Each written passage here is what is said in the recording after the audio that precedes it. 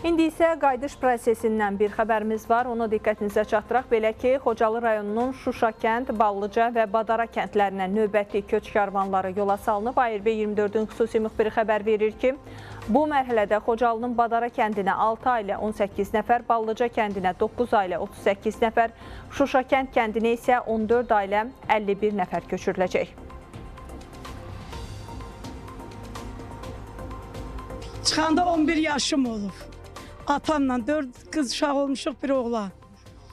Amma şükür bu günləri qaydanda öz oğlum vətən müharibəsində yeznəm iştirak eləyib.